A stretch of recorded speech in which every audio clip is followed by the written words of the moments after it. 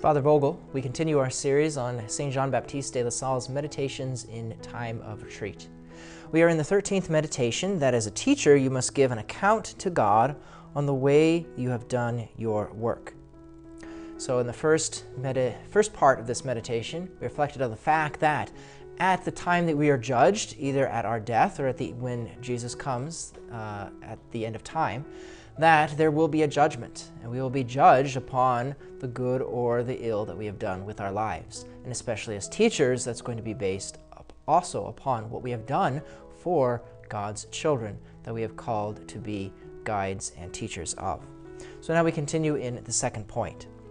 Consider that the account you will have to give to God will not be inconsequential, because it concerns the salvation of the souls of children whom God has entrusted to your care.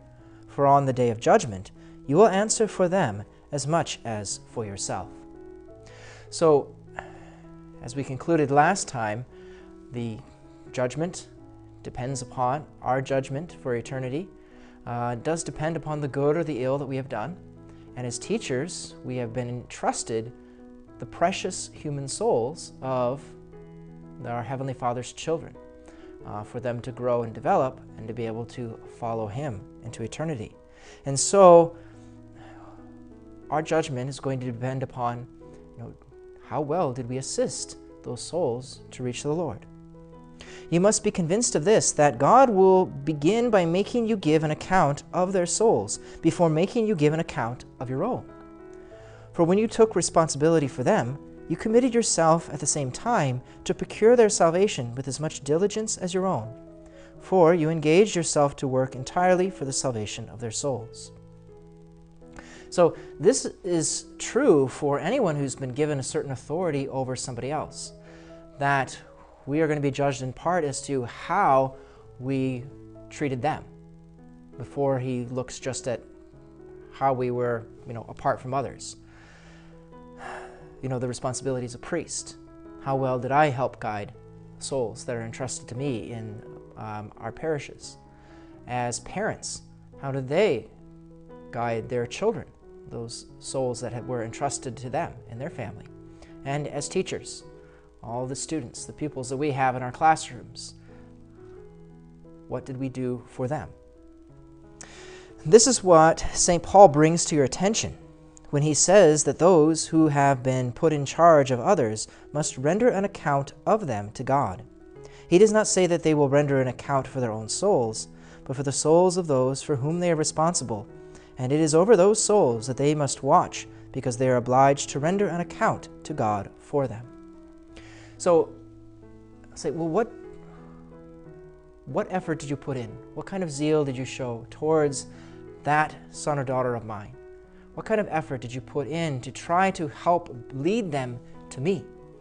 Were you focused selfishly only on yourself? Or did you pour out your life as a gift to try to help others come to know me? That's where he first begins with anybody who's received some kind of authority, charge over other persons. The basic reason for this is that when they carry out well the service of guides and leaders of the souls entrusted to them, they fulfill at the same time their own duties before God. God will fill them with so much grace that they themselves will be made holy while they are contributing as far as they are able to the salvation of others. So this is really important. Whatever vocation that God gives to us, it is going to be through that vocation that we become holy, that our salvation comes about. So for those that have been given a vocation as a pastor, as a parent, as a teacher, we have an authority over others, and it's in administering and guiding those other souls to God that we will just find our own salvation. So that is true, for myself as a priest. I will become holy insofar as I am serving my people. That's never going to be in opposition to it. It's not like, they're getting in the way of me becoming holy. No, it's through my relationship with them and through assisting them to reach God that I myself will find holiness. Same thing with parents. Your children are not obstacles for your holiness, but it's in the very means of trying to assist them to reach God that you'll find holiness. Same thing for teachers then as well. Your pupils and students, the children, are not obstacles to your holiness, but it is through your daily work with them that you will be made holy. Have you, up to the present, looked upon the salvation of your students as your personal responsibility during the whole time that they are under your guidance?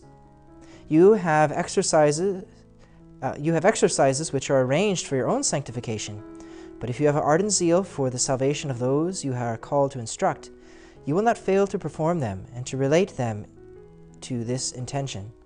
In doing this, you will draw on your students the graces needed to contribute to their salvation, and you can be assured that if you act this way for their salvation, God Himself will take responsibility for yours. Take on this spirit for the future.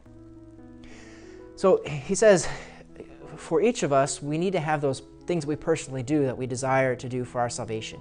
So certain prayer, the commitment with the sacraments in our own life. But he says we do that not just for the sake of ourselves, but also for the sake of those whom we have charge. So the things that I do as a priest, not only for myself, but I do for my whole family. I think specifically of the Liturgy of the Hours that we as priests pray. It's not for my own salvation primarily, but it's for the salvation of the whole church, my people that I do that for. And same thing with parents and teachers, that the things that you're doing for your own holiness, you do that not just for yourselves, but you're doing it for your children, for your students. And God says that if you are doing these things primarily for their sake, for their salvation, then He says, if you take responsibility for them, will not God take responsibility for you? You, after all, are one of God's children. And so if He's entrusted you to take care of these of His other children, is He not going to take care of you as well? And to make sure that through your vocation that He's called you to, that He's going to bring you to salvation? Yes, He certainly will. God bless.